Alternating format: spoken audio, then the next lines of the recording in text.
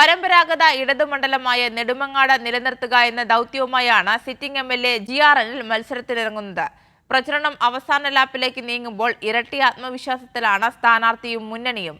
അതേസമയം മണ്ഡലത്തിൽ അട്ടിമറി പ്രതീക്ഷിച്ചാണ് UDFും NDAയും തെരഞ്ഞെടുപ്പിന് ഇറങ്ങിയിരിക്കുന്നത്.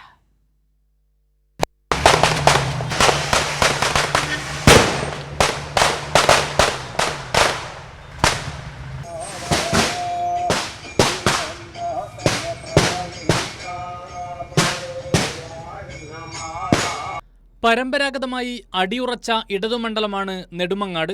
1977 മുതൽ നടക്കുന്ന നിയമസഭാ തെരഞ്ഞെടുപ്പുകളിൽ 8 തവണ ജയം സ്വന്തമാക്കിയിട്ടുള്ളത് LDF സ്ഥാനാർത്ഥികളാണ്. 3 തവണ UDF സ്ഥാനാർത്ഥികളും വിജയിച്ചു.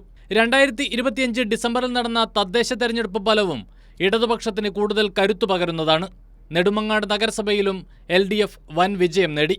സിറ്റിംഗ് MLA കൂടിയായ മന്ത്രി GR അനിൽ തന്നെയാണ് ഇത്തവണ ഇടതുപക്ഷത്തിന് വേണ്ടി വീണ്ടും ജനവിധി തേടുന്നത്.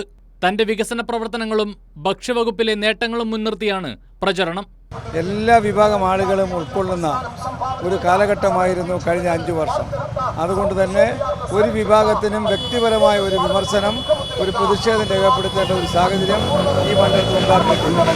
വികസന പ്രവർത്തനങ്ങൾ, കോടാനുകോടി രൂപയുടെ വികസന പ്രവർത്തനങ്ങൾ, ജനനന്മ ലക്ഷ്യമിട്ടുകൊണ്ടുള്ള നിരവധി പദ്ധതികൾ, ഇതെല്ലാം നമുക്ക് വലിയ ഭൂരിപക്ഷത്തിലേക്ക് എത്താൻ സഹായിക്കുന്ന ഒന്നായിരുന്നു. മണ്ഡലം തിരിച്ചുപിടിക്കാൻ CPI വിട്ടെത്തിയ മീനാങ്കൽ കുമാറിനെയാണ് UDF രംഗത്തിറക്കിയിരിക്കുന്നത്. വലിയ പ്രതീക്ഷയുണ്ടെന്ന് മീനാങ്കൽ കുമാർ.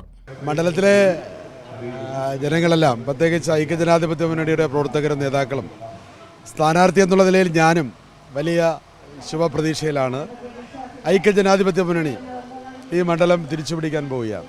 അതേസമയം മണ്ഡലത്തിൽ ഇക്കുറി ഏതുവിധേനയും സാന്നിധ്യം അറിയിക്കുകയാണ് NDAയുടെ ലക്ഷ്യം. എന്നാൽ മുൻവർഷങ്ങളെ അപേക്ഷിച്ച് തദ്ദേശ തെരഞ്ഞെടുപ്പിൽ സീറ്റുകളിൽ വലിയ കുറവുണ്ടായത് BJPക്ക് ക്ഷീണമായിട്ടുണ്ട്. അന്തിമവിധിക്ക് ഇനി ഒരാഴ്ച മാത്രം ബാക്കി നിൽക്കെ പ്രതീക്ഷയിൽ തന്നെയാണ് സ്ഥാനാർത്ഥികൾ. ഇടതുപക്ഷത്തിന് ശക്തമായ അടിത്തറയുള്ള മണ്ഡലം ചില കാലങ്ങളിൽ UDFനെയും പരീക്ഷിച്ചിട്ടുണ്ട്. എന്നാൽ കഴിഞ്ഞ 10 വർഷക്കാലം തുടർച്ചയായുള്ള വികസന പ്രവർത്തനങ്ങളാണ് ഇടതുപക്ഷ സ്ഥാനാർത്ഥി GR അനിലിൻ്റെ ആത്മവിശ്വാസം. മറിച്ചെന്തെങ്കിലും സാധ്യമാക്കാൻ UDFന് കഴിയുമോ എന്നതും കാത്തിരുന്നു തന്നെ കാണണം.